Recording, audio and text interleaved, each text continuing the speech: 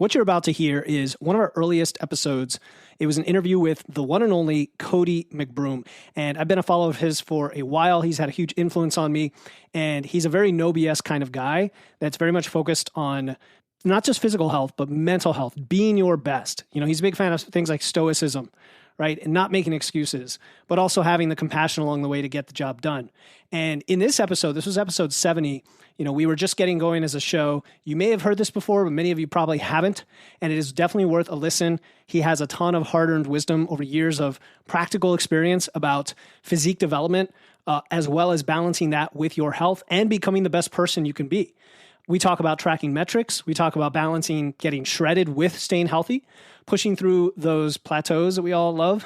And Cody even opens up about some of his very powerful personal experiences with clients that have shaped his coaching philosophy. So whether you're new to this, whether you're seasoned, whether you know Cody or not, this is definitely worth a listen. There's a lot of actionable insights, very real information here from somebody who understands the game. So definitely strap in and enjoy this classic episode with Cody McBroom.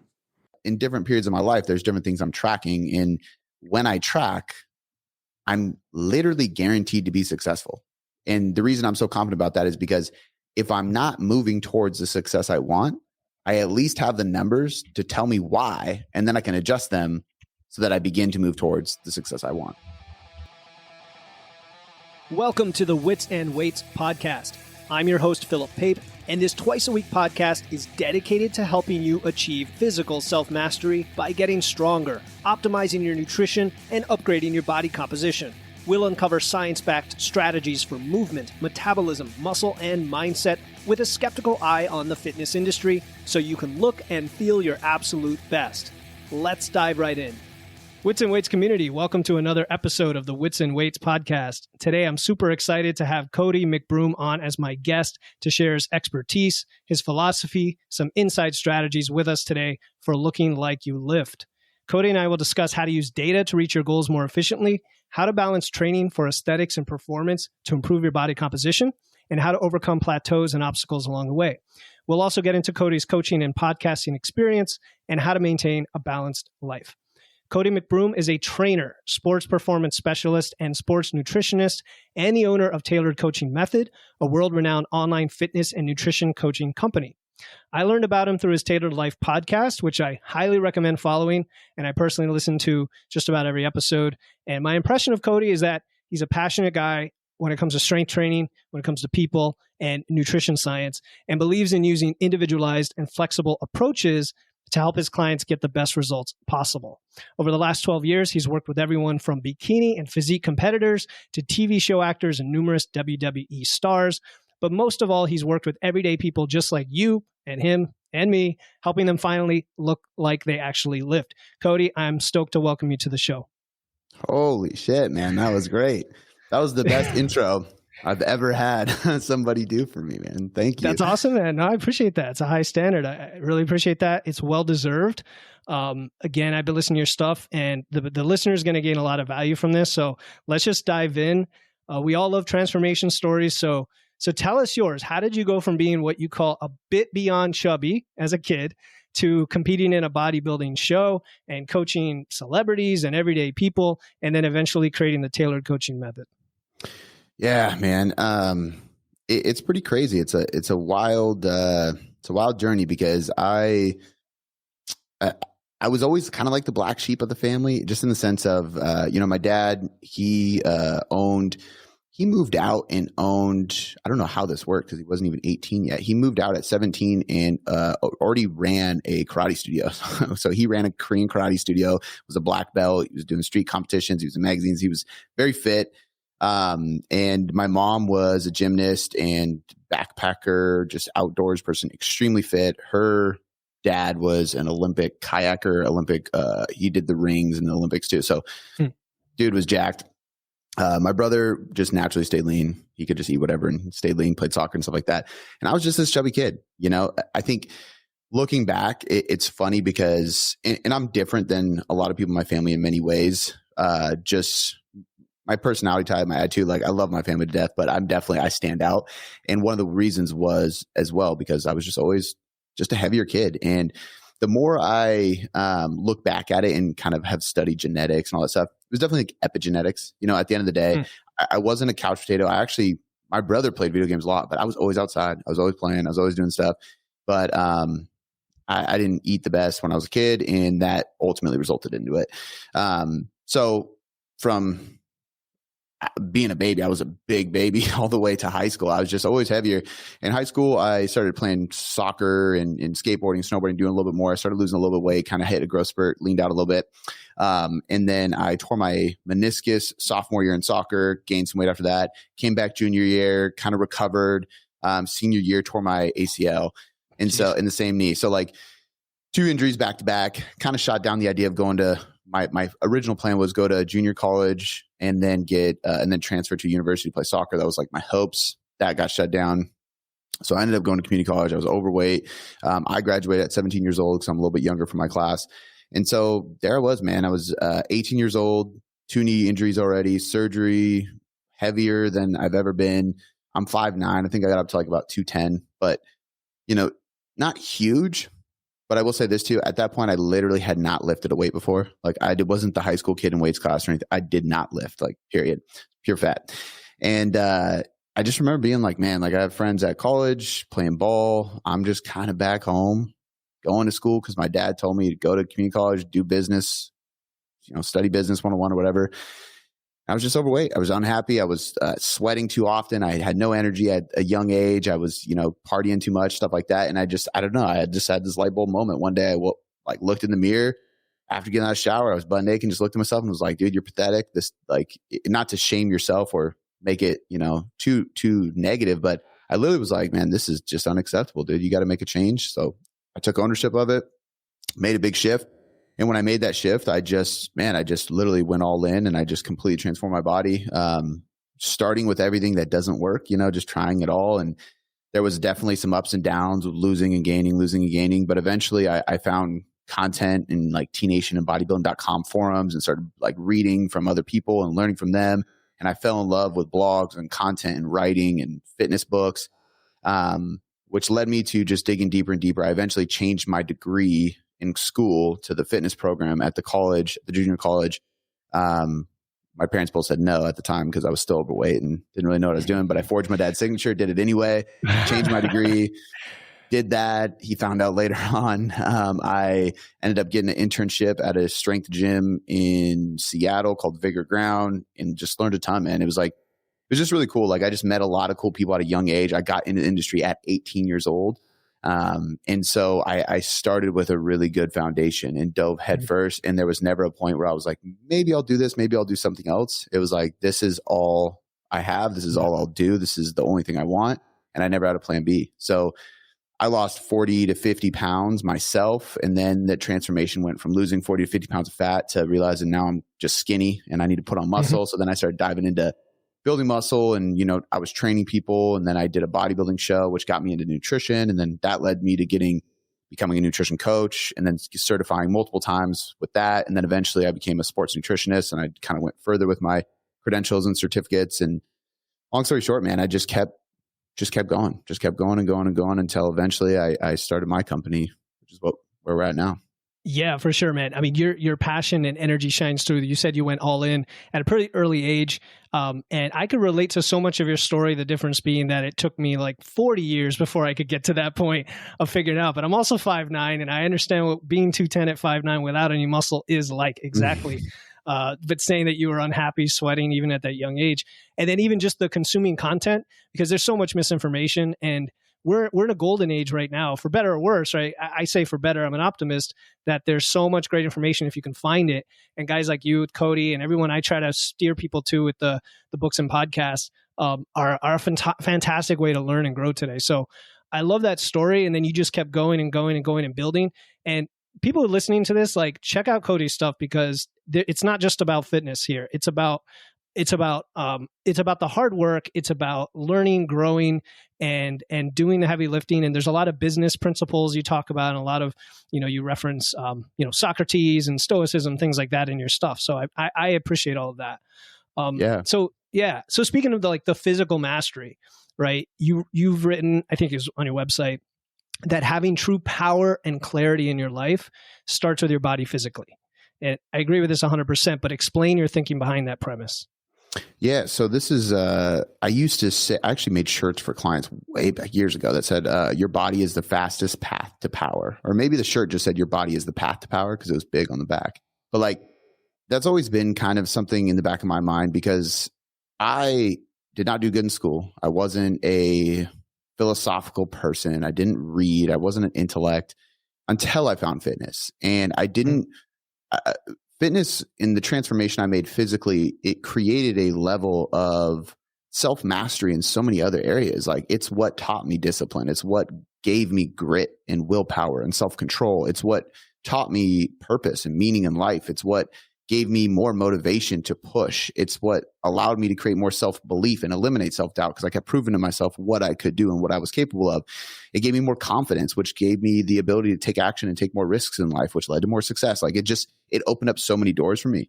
And I think some people will hear that. And if you're a fitness professional, it might seem as if, or if you're not a fitness professional, you might think that only applies to fitness professionals because it opened up all those doors for me. Because I'm a coach, because I'm in the industry. But I kept having all these clients experiencing the same things. Like they had better marriages. They found the girl or found the guy, or they got a raise at the job. They were able to start waking up early and meditating and journaling. They started doing other things that they wanted to do because they finally had the energy, the confidence, the fitness, the everything, the body image that they wanted in their mind, like everything. And so I've always been that way. And once I went through a program years ago called Wake Up Warrior, I'm not a part of it anymore. And truthfully, I like it. What they do is great and all. It's things have changed for sure. With the way of the world today, everything kind of shifts and just gets kind of like a lot of stuff gets pretty extreme. And, once something small gets so large, it loses some of the meaning behind it when it started. So I say Wake Up Warrior carefully because I just know that things are more polarizing today, Sure. Anyway, they had this thing called Core 4. And Core 4 stood for body, being, balance, business. And body was your body physically. Being was yourself spiritually, mentally, emotionally, whether that meant like your religious faith or what you believe in the universe or God, or it's just like your mindset, confidence, whatever. It's just you, personal development, right? Balance is your relationships. So if you have a spouse, your spouse, kids, whatever, or your family, your friends, just other people. And then business is your career, your finances, investments, whatever. And it taught me a lot about life because those things are always connected. Like the way I always looked at it. And I have I have a lot of tattoos now, but I have some tattoos that kind of like represent this idea or this story of life. And it's this idea that, you kind of have this quote unquote kingdom, if you will. And your kingdom is your body, your life, your story. And it's standing on 4 pillars. And that's body, being, balance, business. It's these 4 aspects. Those 4 aspects are the things we constantly think about. They're the things that we constantly set goals for. They're the things that we are jealous of other people when they have something that we want. It almost always fits into those categories. Mm-hmm. When we think about goals we want to achieve in life, it's in those categories. When we think about a partner we want in life and we want to see if they have the same mindset or they want the same things out of life, so on and so forth, it's in those categories. And so they're all connected. And if one crumbles, the kingdom falls, right? So if I'm crushing in business, I'm shredded, I'm like very confident, but my relationship sucks, I promise it's only a matter of time before the rest of the shit falls apart, right? And if you have a great relationship, but your job is causing a lot of stress or you get laid off or anything, that's going to cause stress elsewhere. If you're super out of shape, unconfident, unhealthy, always getting sick, that's going to bleed into the others too. So there had to be this way to like let them all survive and thrive, really, right? And what I found was that they always had to go in that order: body, being, balance, business, which meant you take care of yourself physically, then you take care of yourself mentally, emotionally, and spiritually. Then you take care of the ones around you, and the business, the career, the passion, the finances, it figures itself out once those do, right? And so your body is the fastest path to power in all those. It's kind of the idea. Yeah, man. Yeah, that there's so many themes like that in life when you think of health, wealth, relationship, spirituality, right? Or the virtuous cycle, or the fact that, one thing leads to another, and placing the body first. If you think about it, that's our connection with the earth, with people, with the things we touch, the things that we do. And if that doesn't exist or in any healthy state, you can't do all the other things. So I absolutely love that, Cody. So body, being, balance, and business.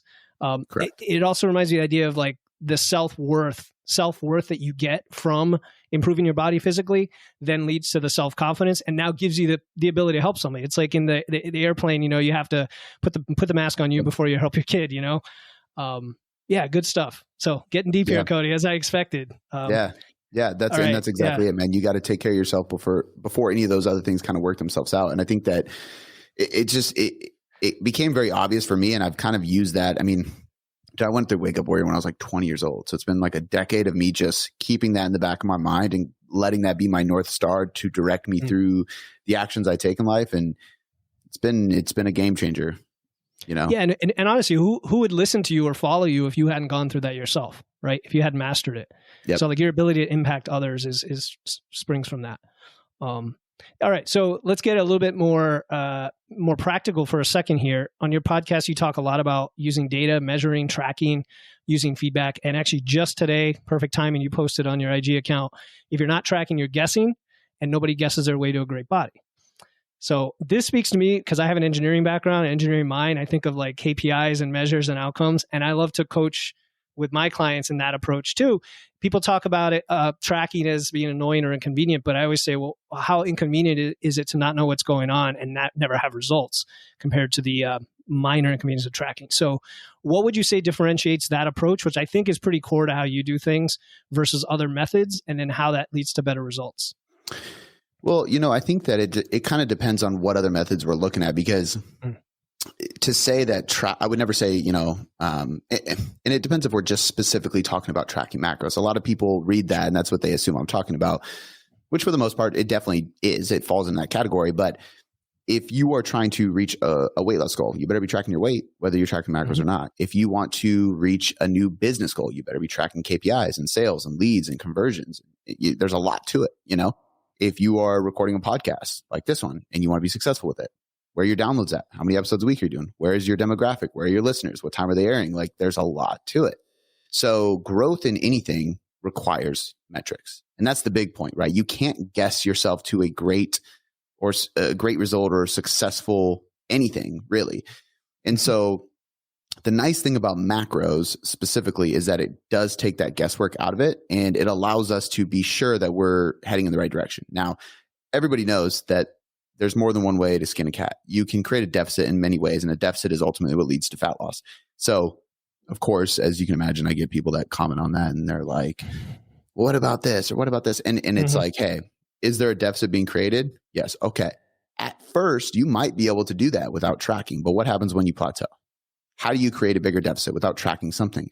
Even if you are following an old school meal plan, have zero idea of what you are eating on a caloric or a macro basis at the end of the day, you have to measure your food to know how much you're eating so that you can adjust that food. Because if you're eating a cup of oatmeal, you got to make it a half cup when you plateau to drop carbs, therefore calories, and therefore create a bigger deficit to lose more weight and break through the plateau. So the big thing is metrics are our GPS to success. And if we are being intuitive, we're guessing. And intuition only gets us, I wouldn't even say that. I was going to say intuition only gets us to success after we've done it multiple times. But even then, intuition only allows us to sustain or maintain the success we've already achieved. Because if you are able to, we talked about like Eric Helms and stuff before we started going. He did a full bodybuilding prep. I don't think he tracked his macros the whole time. I heard him say, and maybe he did at the very end or something like that. And that takes a lot of experience to be able to do, especially a bodybuilding prep. However, I don't think you can say that he was eating intuitively. We might say that because it's just easier to explain. If you say eating intuitively, nowadays we just know, that he wasn't tracking. But realistically, he was being very intentional. And in his mind, he knows how much he's eating. That's the whole point, is he can do it without macros because he knows the macros in his head. Yeah, he's turned himself into a food logger in his brain. Exactly, yeah, right? Exactly. So even at that point, you still have metrics. So I think my big thing is, and I'm a very data-driven guy too, is I look at metrics with everything, man. I look at metrics for, even if it's simple like habits and we're tracking, right? I want to track my habits. I want to track my scores. I want to cross things off a to-do list. I want to track my weight. I want to track my macros. I want to track my biofeedback, my happiness score, HRV, energy. Like, not all of these things all the time, every day, but in different periods of my life, there's different things I'm tracking. And when I track, I'm literally guaranteed to be successful. And the reason I'm so confident about that is because if I'm not moving towards the success I want, I at least have the numbers to tell me why, and then I can adjust them so that I begin to move towards the success I want. Yeah, it makes total sense. Let's repeat that, right? When you track, you're guaranteed to be successful because you have two options. Either you take that data and adjust, or you take that data and deliberately not adjust. And then either way, it's in your control. So I think that's great for people to hear. Yep. Yeah. And I think that's the big thing, right? Is the control. Like if you're not tracking stuff, you're not controlling whatever it is you're after. So people will always laugh when I make ridiculous analogies, but if you're driving a car and there's no gas meter and you're like, I know about when my tank is empty, screw that. Like you're good luck. You know, it's idiotic. If you want to save money to do something and you're like, I'm just going to intuitively save, or I don't need a savings account, I don't need a budget. It's just dumb. It is literally dumb. And it's not people constantly try to like shit on tracking macros as if it's this obsessive or OCD. And the reality is it can be, but so can paleo, so can carnivore, so can training, so can bodybuilding, so can budgeting, so can advertising, so can business, so can marriage, so can religion. Anything can become neurotic, overwhelming, too much if you let it get there. So it's not about the modality. It's about the person utilizing the modality and how they are using that, right? So if you are that type of person, you need to be coached specifically, or you need to choose a different route that is less likely to cause that behavior. But I do believe if you go into it with the right education and the right mindset, it's never going to cause that for you. It's just going to give you a sure shot plan to getting where you want to be. Yeah, I like that. And if something's a barrier to your tracking, look at what it is, right? Like if I get a lot of clients who say, well, I tried food logging, but it was just really tedious. They say, well, what app were you using? And X. Okay, let's try Y. All of a sudden, that was the barrier to their ability to track. And it's not really about the tracking, right? It's about the method, the process, the tools, the things. I mean, at this point, having done just what you said, I didn't track my whole life. And then 3 or 4 years ago, when I started my own transformation, I did it thinking this is going to be tough. You know, within a few weeks, you get used to it. And you're like, man, this just makes everything easier. This makes everything else easier because I have data, you know, and I know what the heck I'm doing. So like we keep reiterating that for folks because it really does make a difference. So then, I mean, you have an app, right? The Tailored Trainer. How much does that, well, tell us about the app, like what makes it unique and does it tie into this approach? Yeah. So I don't know when this will air. So as we're recording this, the new app isn't live yet. So we have, it's kind of funny because I basically closed the doors to the current app that we have. People who are in the app can use it, its function, but I enabled people's ability to actually sign up. And the reason I did is because we're transitioning, I've been developing an app because I use a third party, which is great. Like when you get started in the app world, there's no point in investing $100,000 in an app and trying to figure it all out because you don't know what you're getting into yet. You don't know if it's going to work. You haven't tested it. So I went the route of like, hey, I'm going to, start a membership kind of thing where people can buy programs for super cheap. And it's basically like, we did it so that the people who did nutrition coaching with us can find affordable programming. So they weren't doing dumb shit in the gym. They could actually have a good training program. But like having a random web portal with Excel sheets just isn't a business, So once I was like, oh shit, people really like this and they're actually signing up. Then I was like, okay, let's go to True Coach and we'll like figure out a way to manage that. And then it just got too busy because there was too many people in there. And then we were trying to get them in and get them out and do all this stuff. And it didn't work. And then I hired a company who is basically like a third party. They are the app company and they white label for fitness people. And I was like, oh, this is perfect. Way cheaper, still expensive, but I can just use theirs. And then after a while, you realize like there's so many things that I wish this app had because tech people created it, not fitness people. And so I decided to start investing in my own app. And so we should be done. Actually, it'll be done this month in April as we're recording this. And then we're going into like beta mode where we test it with some people and stuff to make sure all the kinks are out and we're good. But the app itself is just strictly training programs. So we do a lot of coaching where there's a lot of data driven coaching for both training and nutrition, primarily nutrition with people. And then the app is like basically your daily workouts. And there's only so many things that we can do inside this, right? Like, so when we're looking at training and we're looking at tracking metrics, there's obviously progressive overload. So how many reps are you doing? How much weight are you lifting, right? We need to track that because if you come to me and you're like, oh, I've been following this program for 4 weeks. I'm like, oh, cool. How much weight have you added to XYZ lift? I'm like, I don't know. Like, well, do you know if it's working? Like, are you getting better? Like, I think so. And if you're a natural lifter, I'm like, are you building muscle? I don't know. It's only been 4 weeks. like the only guaranteed way to know is to measure or to track your progress in the gym. Because if your 8-rep bench press is going up, you're probably building some muscle. You know, a bigger muscle has the capability of being a stronger muscle. So you got to do one of those, and you probably should be measuring too. But so the app obviously will allow us to track that. It'll allow us to track RIR, which is reps in reserve. So basically, how hard are you going? How many are you leaving in the tank? There's a lot of features and functions that we haven't fully committed to because we're in the development stage. So I'm not going to, say what they are, because some of them will be there from the beginning and some of them will be like features that we add as we go. But when it comes to training, I think the biggest thing is that you got to be tracking your progress in the gym, and if you're doing that alongside your body composition measurements and weight and things like that, that's going to be the best way to ensure that you're actually making progress. Yeah, that's what it's all about. Yeah, no, I have some community members who wanted me to ask you about the app, and I'm not a personal trainer, I'm a nutrition coach, so I always like to find really good trainers or people who have programs to point them to. So it's good that we know that. This will probably be coming out in a few weeks, so it'll be still before it's out. Yeah, so we actually dropped a program, well, 4 technically. 2 programs for guys, 2 programs for girls. It's like a 4-day and a 5-day men's, 4-day and 5-day girls, and Train Heroic. So you can go to Train Heroic and just search my name. And I basically came out with something in there and just made it cheap, 12-week program. Like, let me just make this cheap just so people have something to use until the app launches. Because I can't fully commit to a date. It'll be out this summer, but I can't say exactly what day we're going to launch it because I don't want to, All right, I don't want to say something that's not true yet, but the app's going to be epic. I'm excited about it, man. It's going to be really cool to have my own app. And my goal is actually what you just said too, is to have trusted nutrition coaches have a resource as well that they can send their clients to. That is an app that is, it's all virtual. I mean, there's no coaching here. It's just, it has great programs written by me. It's done for you. You can track your metrics. You can see what you're doing, and it's cheap, super cheap. It'll be $29 a month, and it's like done for you.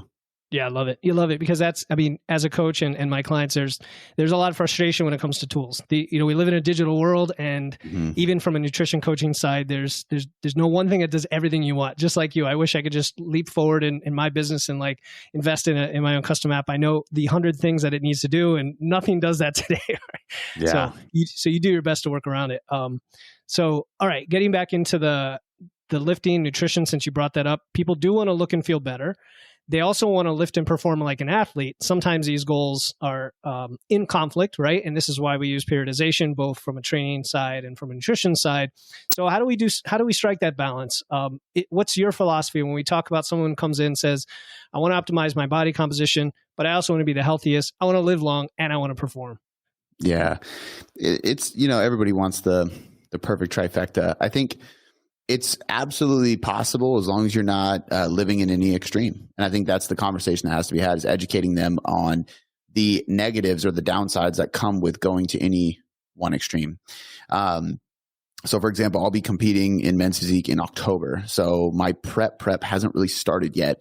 I got a solid month, maybe 2 at most, of just trying to continue to put on a little size, stay at least at maintenance calories, keep my body healthy. And then once my prep start, it's all go, right?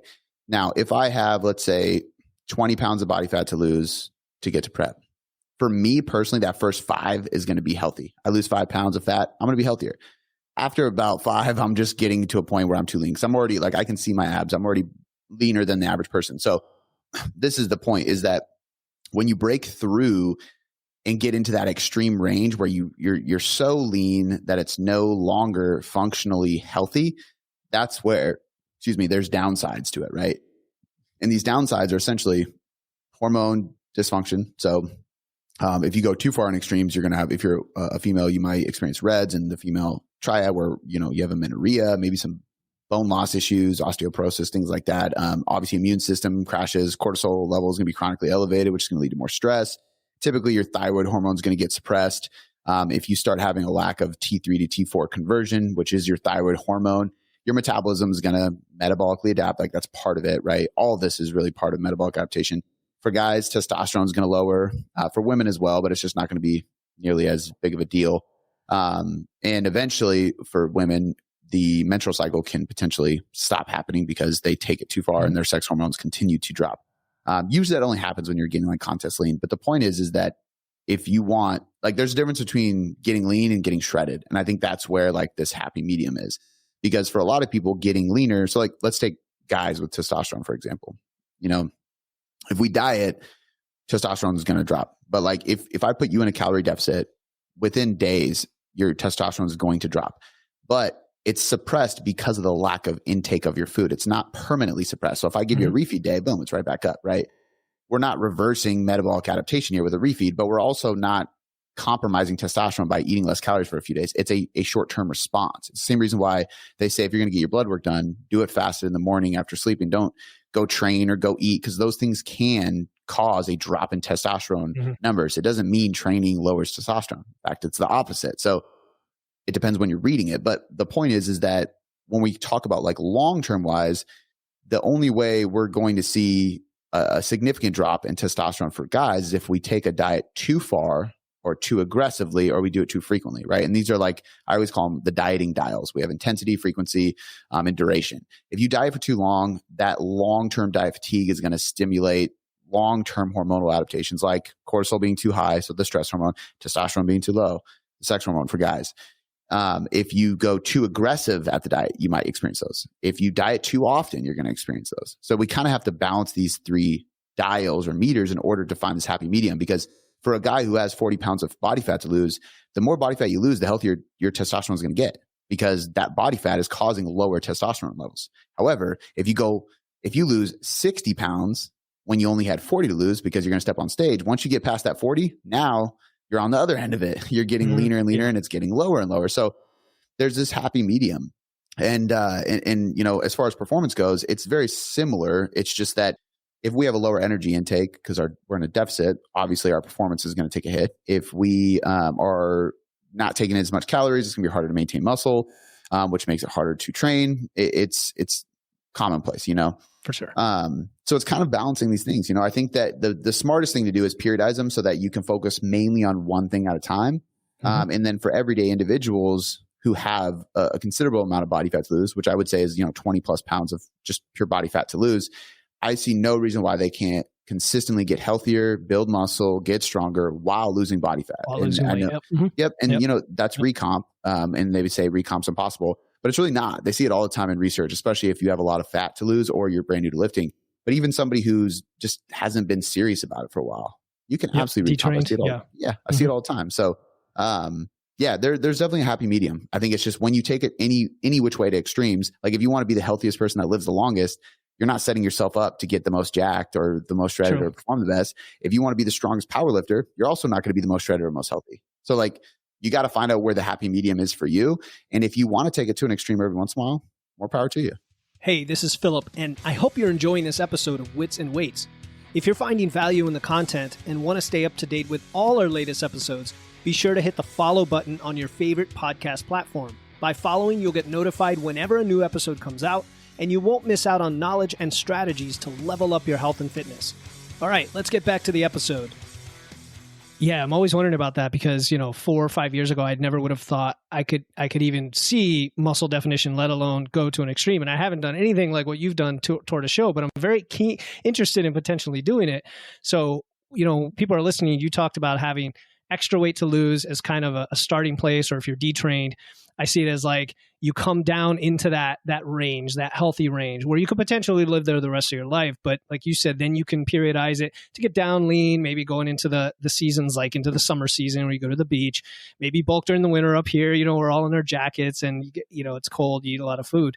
And then push the extremes. So speaking of that, you talked, I think recently on your podcast about how you're carrying 10, 15 pounds more or something like that from 4 years ago to now for a similar level of leanness for your show, something like that. I think it was like 10 pounds. Yep.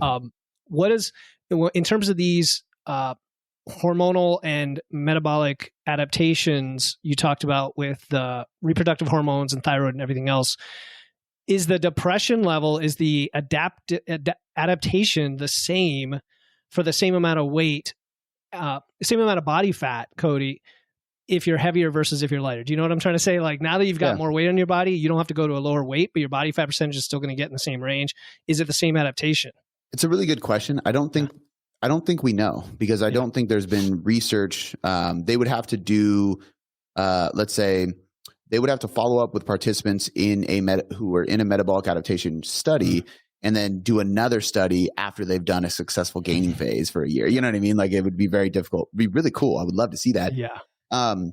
I do have some thoughts on it though. I think that number one, the thing we have to remember is the primary driver that we know of for metabolic adaptation is weight regulation, not body fat regulation.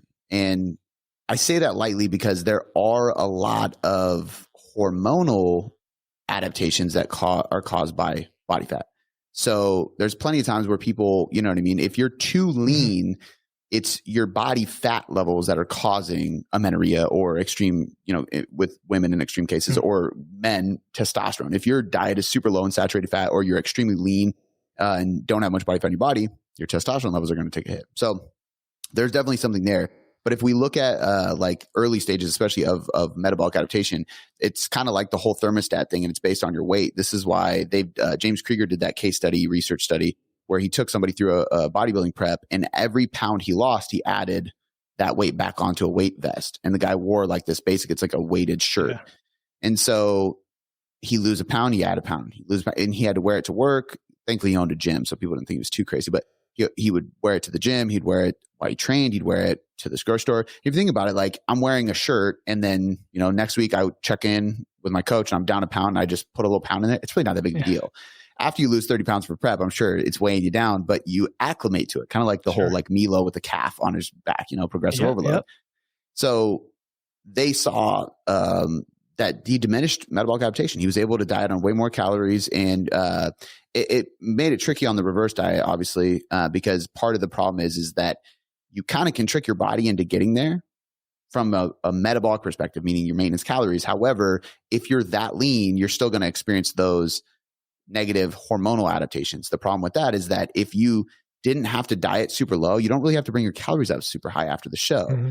But if your hormones are suppressed because of your body fat levels, because you got shredded, but your calories really high, where do you go? It's that's where you need that bump up. Yeah. Yeah. So it can be tough because you got to put the body fat back on after a show to recoup some of those hormones. Now, for a normal person, that'd be great because they don't want to put body fat back on. However, I also don't want to wear a weight. I guess you could just stop moving altogether, right? Or something like that. Yeah. So, but it just kind of goes to show, it's an interesting case study because it kind of tells us like, okay, like weight is the primary driver of this metabolic adaptation, and maybe body fat levels on your body are the primary driver for hormonal adaptation, especially the sex hormones specifically. Got it. So, where does this leave somebody like myself who has put on a lot of muscle over the years after doing a show and stuff like that? I don't know, because I think that equally, I could say, yeah, I'm probably going to be better off, maybe able to diet on less calories, so on and so forth, but my body mass is bigger, so it's not going to feel any different. What 1,500 calories felt like to me when I was 20 pounds lighter is what 2,000 calories is going to feel like to me now that I'm 20 pounds heavier. So it's very hard to say. Yeah. So it's all relative. Yeah, I was just curious. Question. Yeah, no, it just popped into my head. I'm like, I nerd out on this stuff, and hopefully, hopefully I don't lose a listener. I know they don't. They stick through with these conversations because I love this stuff. Mm-hmm. So speaking of, metabolic adaptation then leads to the discussion of plateaus as well, right? Because you talked about tracking data, we talk about macros, we're tracking all that. You hit a plateau, likely due to adaptation and other things. Having that data lets us push through it. At least that's part of it. And it goes both directions, right? So when you're gaining, you might think you're a hard gainer. We know that some evidence shows that hard gainers, they burn like half the amount of extra calories that they start eating. So they kind of have to keep keeping up with it. Mm-hmm. What are some of your favorite strategies then for breaking through all of these kinds of plateaus? Yeah, it's before I say what a good strategy would be, I do want to preface like the tracking thing is it goes so much beyond macros because if we're one of the biggest would be the word one of the biggest things essentially that happens during metabolic adaptation is your NEAT drops off. Yep. Your NEAT, your non-exercise activity thermogenesis. So like how much you step, how much you stand, how much you walk, me moving my hands while I talk to you, that's all NEAT. It's non-exercise. I'm not intentionally doing it, but it's happening and it's burning calories. So that drops off a lot. And then we have to look at that and go, how much of that can we even control? Really just steps. I mean, honestly, I'm not going to rewatch this and see how much I move my hands and how many times I blink and fidget and then try to replicate that as I diet. Like that's not going to happen. And you're also not going to add muscle overnight because that's the only other way. Yeah, exactly. Yeah. So if we know that steps are the only thing that we can control, we do have to try to track those. And that's going to help a lot too. So when we look at this, and this is the same reason why if you look at a bodybuilder's diet and they just eat the same thing every fucking day. And the reason is because it controls variables. So if they know for sure, even if they're inaccurately tracking it, if they eat the same thing every single day, when they drop 25 grams of carbs, they know they're dropping the same amount and it's from a controlled variable. So it's not sustainable long-term, but during a diet phase, it can be helpful. So we control these aspects. So now the thermic effect of food is the same because it didn't change unless my calories change. I'm keeping my steps up. And what I might do is if I go into a deficit, I might add 1,000 steps, not because I want to necessarily burn more calories from those steps. But if I'm just adding 1,000, I'm probably just burning as much because at first I'll burn more, but once adaptation, which usually from what I know takes about 3 weeks, that's what I asked that to our chief science officer. I was like, how long does it take before metabolic adaptation actually kicks in and starts to have an effect? And he said, usually about 3 weeks. And so in 3 weeks, my NEAT starts to take off, but I increase my steps at about that point so that I burn more calories through steps while I burn less through blinking, fidgeting, twitching, moving my feet. So it offsets. Whatever. People need to understand it offsets. Otherwise, it would be a much bigger drop. Exactly. Yeah. So when I track these things, I can control them and therefore I can prevent the plateau to an extent, right? It's going to happen eventually anyway. But the reason this is so important is because if you do that, it means that when metabolic adaptation takes place and you do hit a plateau, it's actually a sign of success because metabolic adaptation is taking place because you lost 5 pounds. And when you're 5 pounds lighter, your mass is smaller and your mass requires less calories to sustain. And that means, guess what? You won. And so now that you're 5 pounds later, the reward you get is you have to eat less to break the plateau. I'm sorry. It's true. So it's true because you just fought that battle with your body and your body's like, all right, take it to the next step. Exactly. Right. So even they did a meta-analysis on a bunch of research studies, and there was a correlation between sustaining fat loss and metabolic adaptation. And what that means is the people in these research studies, these weight loss studies that they looked at, those who were the most successful at sustaining the weight loss that they lost long-term had the greatest amounts of metabolic adaptation still present, which means it never went away. But if you think about it, it makes sense because if you lost 30 pounds and then you kept it off, that's 30 pounds of metabolic adaptation happening and it's going to stick around. Now, you might have been able to reverse diet. You might have been able to kick things up, but there's still going to be a thermostat based on your total weight that's regulating off of the weight that you're at currently, right? And that's going to show the signal of metabolic adaptation, which shows us you kind of won, And if somebody's listening to this and they have 40 pounds to lose, I promise you that having a lower maintenance calorie intake is definitely worth losing that weight because it won't feel lower because at that point, it's normal for your body weight now, just like the higher intake was normal for your body weight then. It's just that you see a higher number. And your hunger signals will all be regulated at that level. Yeah, you'll 100%. Feel lighter and so on. Yep. Mm-hmm. Yep. And if you think about it too, like a lot of times when people go through great weight loss, there's plenty of research to support that the most common factors with these people, usually they weigh in pretty regularly, they strength train, like there's a lot of different things, but a lot of it too is they eat voluminous foods, they eat high fiber carbs, so they naturally shift to healthier habits that keep you fuller anyway, they drink more water, so on and so forth. So you won't even notice it. But I preface all that because we're controlling what we can control. And then when a plateau arises, we go, okay, we've controlled all the variables that we can control. And we're at a plateau now, and it's primarily because maybe metabolic adaptation is kicking in, but it's because I lost weight. So if you're listening to this and you hit a plateau and you haven't lost weight, it's because you didn't control the factors properly. Plain and simple. It means that somewhere in your NEAT dropped. You got to bump up your steps. You got to bump up your movement. Your diet stopped working for you, which means maybe that you are eating less voluminous foods and thermic effect of food dropped. Maybe you're not eating, you're not timing your nutrients or eating the right carbs or protein or whatever it is to have enough recovery and energy to be in the gym and train hard, which means you're burning less calories in the gym, which you can't track accurately. Like I'm wearing an Apple Watch, but that doesn't know. Let's be honest. But you can track the symptoms of it, of your recovery, your energy and mood, right? So bingo. And you can see progressive overload in the gym and you can rate your perceived exertion after you did some sprint intervals and tell it like, did you really go hard or was it dragging ass? So if you're controlling things right, you will only hit a plateau if, metabolic adaptation kicks in and you stop losing weight. And so at that point, you drop calories or you increase energy expenditure. And so increasing energy expenditure is a more difficult adjustment to make when you reach a plateau. And the reason it's a more difficult adjustment to make is because there's no people could say, with calories, for example, if I'm going to adjust your calories after we've already started, I'm going to adjust at least 5, upwards of 10% calorie reduction. If I just start you on a diet, so like if you're at maintenance and I'm putting you into a deficit to lose fat, I'm going to go much higher than that because we're trying to get you out of that maintenance range and start losing. And if I do it right, I won't have to adjust those again for a little bit because it's going to work for us for a while. So I might adjust at least 15, upwards of 25%, let's say. There's plenty of research that even shows 30, 35, which is a good amount. So it's harder to adhere to when you're not in a controlled study, but 15 to 25% is a good marker. And then when you plateau, I'll just drop your calories by 5 to 10%, usually just 5, because it just gives you another notch down and you start losing again. And then another notch down, you start losing again. With energy expenditure through cardio and activity, it's hard because I can bump up step count by 10 to 20%. But at a certain point, you don't want to keep adding steps because beyond 15, your body adapts pretty easily, 15,000 steps a day. So with cardio, you kind of just got to guess. It's like, all right, we're going to add 10 minutes per session. We're going to add another 30-minute cardio, and usually at that point, you don't want to be using HIIT because you probably don't have the energy. So fatigue is higher at that point. And so the trade-off is not worth it. That's exactly. Good for people to know too. Yep. Yeah. I usually use HIIT cardio at the beginning of a fat loss phase, and then I'll transition it to LISS, or I just never use it to begin with, which is usually honestly the better bet. If they have the time to do low intensity and just focus on steps, it's usually better. But, so for example, if I'm prepping somebody for a physique show, like if you come to me and we're getting you prepped for a show and we're training 5 days a week or 6 days a week, you're going to have one cardio day if you're doing 5, no cardio days if you're doing 6. And so that way you're training 6 days a week, basically, one rest day, step count every day. When you hit a plateau and it's time to implement cardio, you got to kind of make a dent in it. So I would say at least 2, if not 3 times a week, 30 minutes walking on a treadmill, 4 to 6 hours away from your training session. So it doesn't interfere and have that interference effect with your performance in the gym. And we're doing low intensity cardio just to burn calories for 30 minutes. And then you hit a plateau. Guess what?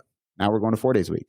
Love it. Hit a plateau. Now we're going to 5 days a week. So and you don't have to go that route, but if you're trying to maintain muscle and you like your food, like most of us do, sometimes you'd rather spend 30 minutes walking on a treadmill or going for a walk with your dog than dropping calories further. So. Totally. Yeah. I'm telling clients that all the time. Like, we just walk a little more so we don't have to cut that 50 calories this week or that 100 calories, And this is an interesting aspect of it too.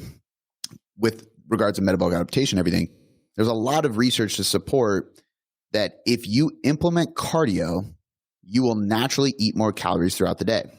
And you will naturally drop your NEAT. Your body is really, really smart. It's the same reason why people will say like, well, what about fasted cardio? Well, fasted cardio does burn more body fat for fuel. However, your body will upregulate its ability to use carbohydrates and glycogen throughout the day for energy if you use most of the fat in the morning. And so it offsets, regulates, balances out, and you're at the same net calories. So it doesn't matter. And it's so hard to trick your body with this. But the only way you can trick your body with the cardio thing, if you're tracking macros, then you know for a fact you're not going to overeat calories as long as you have the discipline to not do so and you have awareness there. And then with the cardio or the NEAT, if you're tracking your steps, and what you should do is track your steps. And then when you go to do that programmed cardio, it's not NEAT because it's intentional. Take the step counter off, do the cardio, and be sure to still hit that step count without that cardio. There you go. Yeah. Because if you what about when you lift? What about when you lift? Because that counts as steps too. Do you take it off? You can if you want. So I don't personally because it's an easy way to get steps in. I pace. I'm like, fuck it, I'm just going to keep getting steps. I got energy right now, So that won't change, and I'm always going to lift. The reason we take it out with cardio is because cardio is something that's going to come into the picture when we want to ramp up calories and break through a plateau, and it's going to go away when we're reversing out, right? But that's a way we can control it to make sure metabolic adaptation doesn't do what it does and cause us to step less or eat more, because we're tracking the variables instead of just guessing, and they have research to prove that too. So it's, this is really good because my other question was coming to mind. If your NEAT is adapting downward as you are in the deficit and then trying to move more, is step count still a good proxy? So it probably is good enough, right? And like you said, if you take it off for intentional cardio as well, just to keep that variable out of it, it's close enough, right? Would you say? Yeah, 100%. Yeah. Okay. And again, it's none of these things are perfect. Even macros aren't perfect, but they're the closest thing we can get to trying to control all the regulating systems of the body, and if we can control those regulating systems, we can avoid them basically auto-regulating yourself out of losing more weight. And that's what they're here to do. They're here to try and do. Now, granted, again, like if you have somebody who's 50, 60 pounds overweight, it is far less likely to happen in the beginning because they're still in that stage of they lose more, move more. They're also getting healthier. So their body's not going to fight them as much. The leaner you get, the more like quote unquote stubborn fat you have, the more you got to kind of fight your body and know this stuff. But almost everybody gets to that point at one point or another, because if somebody's listening to this and they do have 40 pounds to lose, you still got to know this stuff, because your body has adjusted to being like, your new homeostasis is 40 pounds heavier, right? So when you try to lose 40 pounds, when you're 20 pounds down, you're so far out of the norm for your body that it's going to start to fight a little bit. Even though you don't think you're at the place you should be, it'll fight back. I promise. That's a great thing you said, because I was thinking the listener might be thinking, wow, this is all great for optimization, great for athletes, great for people who are further along in their journey. But you want to know this stuff right from the beginning and track this stuff, and either do it on your own. That's kind of the approach I took, and obviously you took when you were younger, or working with a coach or an app or whatever it is, because that'll get you the results most effectively. Yeah. Go ahead. And you know what, too? Like, at the end of the day, and we can't say this for sure, but maybe it does happen to those people who have 40, 50, 60 pounds to lose, just to a far lesser degree. So if you know this stuff, and it's as simple as wearing an Apple Watch, tracking your macros, which you got to do anyway, just make sure you don't let that regulating system take over. Maybe you lose that 40 pounds you want to lose even faster, because the first 20 pounds goes quicker, easier, simpler, faster, because you understand this stuff. It's true. And I've seen it with clients that had a lot of weight to lose. You're right. Especially when they're detrained. It's that initial phase can go really well, since you've got these things dialed in. Yeah. Hey, you have a few minutes more? Yeah, we're good. Okay. So speaking of, optimization, I know you've worked with some elite clients, maybe actors, physique competitors. Maybe what's the most challenging case you ever had? You don't have to name names, but like the goals, the process to get there, what you learned from that experience as a coach. Ooh, yeah. I mean, truthfully, to be completely transparent with the listeners and everybody, I've worked with some really cool people, and they're the easiest people to work with. I mean, I've worked with some professional athletes, and that they're freaks. It's, you shouldn't be impressed by my ability to get a jacked athlete even more jacked and athletic. You know what I mean? Like, that doesn't take. So like, if somebody just starts, they do what you tell them, right? Exactly. Yeah. They're disciplined. They're motivated. They make money by being better and fitter. Like, come on, I even tell people that about me. It's like, hey, like, don't compare yourself to me. Cause I'm in the podcast studio right now as we're recording this. On the other side of this wall is a fucking gym. I would have to like literally like sneak out and avoid the gym to not train. It's right in front of me. And I do this for a living. Like, I have a lot of accountability. So granted, I didn't once upon a time, and there's a lot of hard work in other areas of my life, but I've fallen in love with the gym, and it's very easy for me. So, it's, I don't know. I say that shit all the time though. I'm like, the person that trains, let's say LeBron hires a new trainer. I'm not going to be impressed by him, because making LeBron better, one, is probably not going to happen. He's already fucking great. And that, two, it's like, what can you really do? Like, now, whoever trains the guy who is like the bench rider at a small college that got to the NBA or like something like that, that's totally different, or a 50-pound weight loss. So, I've trained a lot of people. So a couple of things that I think of that come to mind that are difficult. So like the WWE people I train and work with, from a training perspective, easy. Nutrition, not so easy. They're traveling all the time. They got to eat what's there. They got to eat on planes. They got to eat out of Starbucks. So like, it's difficult for some of them. Highly motivated. It's just a little bit more technical, and you got to figure out more options for them. I think of one of my clients, and really a good friend now. I've gotten close to him over the years. Jake Lures, who is the singer of August Burns Red, which is a metal band. His was difficult too, because he's not a fitness guy. He was a metal singer, but he wanted to get in shape and continue being able to do what he does. And he travels around the world on tour. He also owns a nonprofit, and he owns a gym as well, actually, with a full staff of trainers who I mentor now. And like, that's a wild lifestyle to try to figure all this out and balance it and stuff. So that one was difficult, but really, really cool. I've put people on stage for bodybuilding bikini. It's cool. But again, they're extremely motivated, easy to work with. They're just robots with it, which is awesome. I love it. But it's hard to say, man. The person that comes to mind the most and is somebody who, we won't get into the whole story. I actually tell it on, we're coming out with the second podcast called the Tailored Transformations podcast, which is where we interview our coaches and our clients. And one of my coaches hosts it, and we just tell the stories of the people that have been a part of this company. I tell this full story there, but long story short, she came to us when I was a personal trainer at a gym. She had a lot of PTSD from an abusive relationship as well as abusive past. There was, not to get like morbid, but it's pretty crazy, like gang rape, big, like getting beat. And it started in a weight room with football players. And so she came in and she had PTSD around football, around gyms, around men. And she came in, wanted to work with me. And I was like 21, 22-year-old trainer, and maybe 23. I was pretty young, and she wanted to lose weight, make the pro women's football team out here in Washington State. And she wanted to be comfortable training in a gym with other men. And I'm like, okay, this is going to be difficult. So we worked together for a few years. Actually, she lost 30 pounds. She made the pro women's football team, played for a year, and then stopped. She was like, I did what I needed to do. I believe she's still a member at the gym. I mean, she went through the whole transformation. That was probably the most difficult, insane growing process I've ever been through. And I've worked with a lot of people. I've helped people lose over 100 pounds more than once. I've helped, again, get people on stage, WWE. I say low level, but they're an actor. So like sitcom stuff like that, like not head roll Brad Pitt shit, but like, really cool people, man. And that one was something that it changed the way I processed the world for sure. Man. So, yeah. I mean, you never know who you're going to work with. And like you said, it's, a big name is whatever. It's the person, the individual, their challenges in life, probably a lot that you can relate to, even if you didn't have that specific experience. Mm-hmm. And when someone comes back to you a few months later and says, yeah, I got my physical transformation, but look at all these other things that are better in my life. I mean, that must make you feel great. Yeah, it was really, really cool, man. It was it was life-changing for her and for me, honestly. Yeah, I think you told that story on your podcast before. I think it sounds familiar, like a few months back. Yeah, we're almost at 900 episodes. So I know. There you go. I have no idea. That's a lot, man. Yes. So how's podcasting made you a better coach then?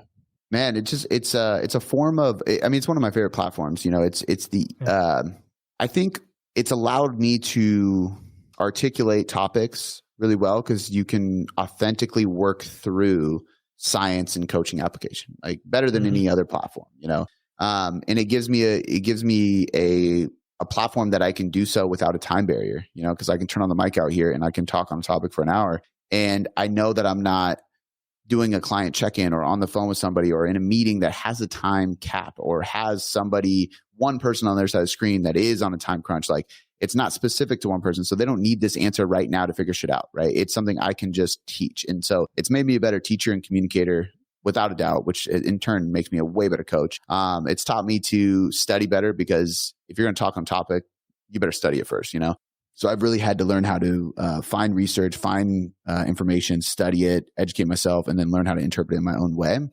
And then I'd also say more than anything, it's made me a better content creator, but more than anything, it was like to me, at least I feel like it was made for me. Like, this is the perfect platform for me and how I am as a human.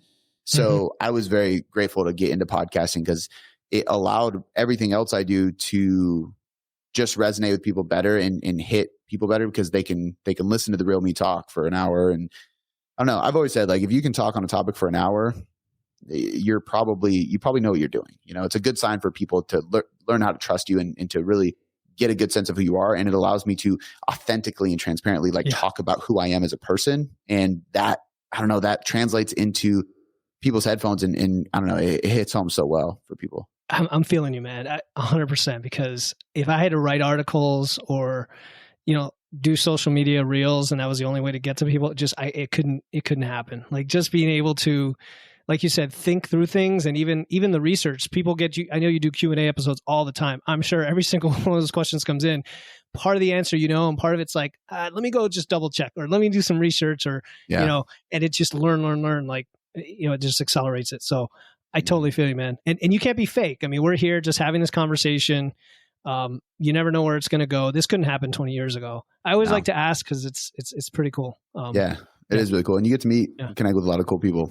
Because for sure, I used to pay for consults all the time, and they'd be like, "All right, so like, what's your goal? You want?" I'm like, "I just want to talk to you, man. I just want to pick your brain, shoot the shit. You're a more experienced coach. Just want to talk to you." And then podcasting came out. I was like, "Wait, so I don't have to pay for this anymore? I can just exactly. I can just say it's true. It's true, man. You know sick. how much I just got from asking you these questions today, right? That now is going to help me with my clients and their future episodes. So and it makes me a better podcaster. It gets me in front of more people. Yeah. It's a win-win all around. It's so great. I love it. Yeah. Yeah. So, all right, maybe one or two questions and then I'll let you go.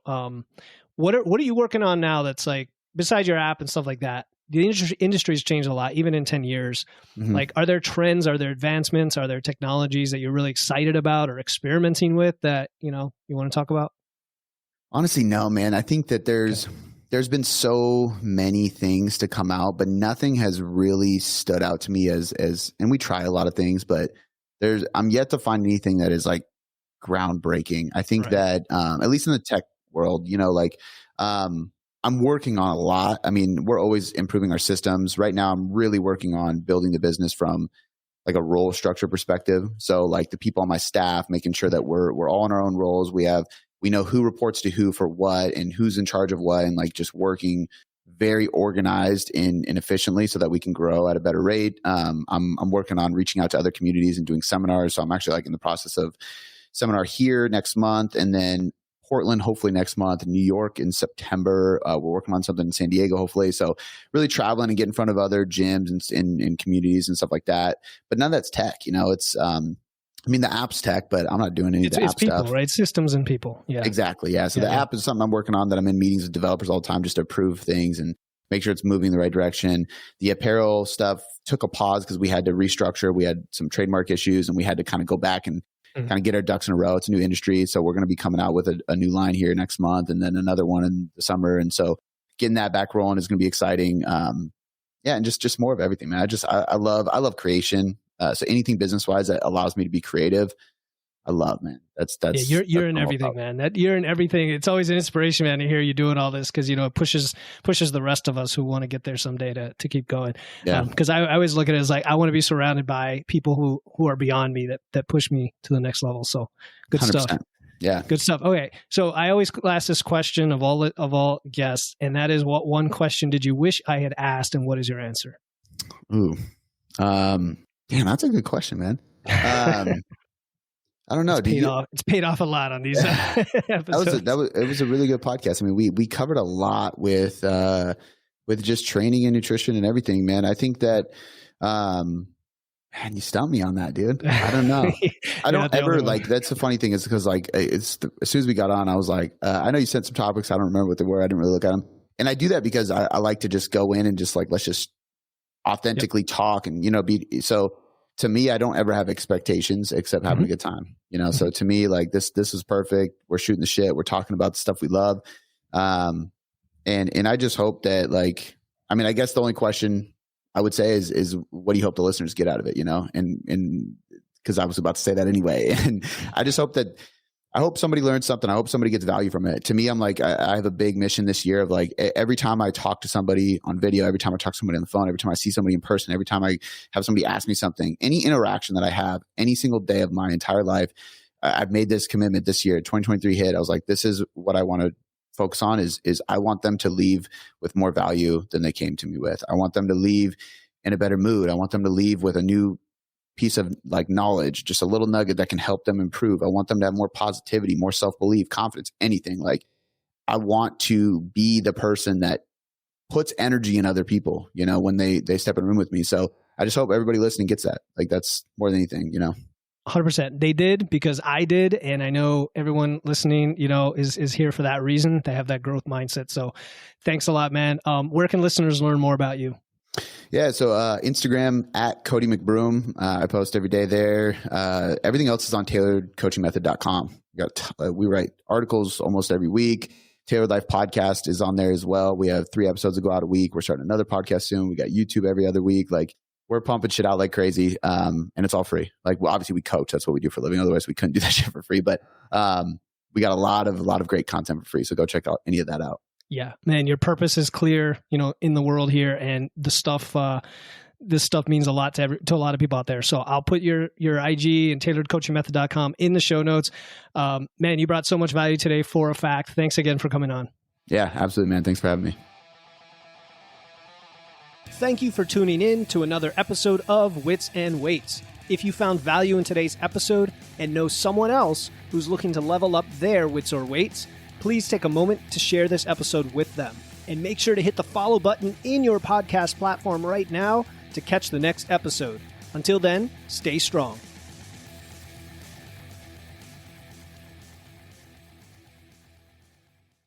Hey, before you go, I want to let you know about a free resource I have. They are free guides on everything from fat loss to eating out to building muscle to managing hunger to figuring out the best macros for you and more being added all the time. You want to get the most out of these podcasts and your time to look and feel your best, and these free guides will give you a quick and easy way to know what to do. If you want to get your hands on these completely free guides, you can head over to witsandweights.com/free. That's witsandweights.com/free to get your free guides and level up your results today.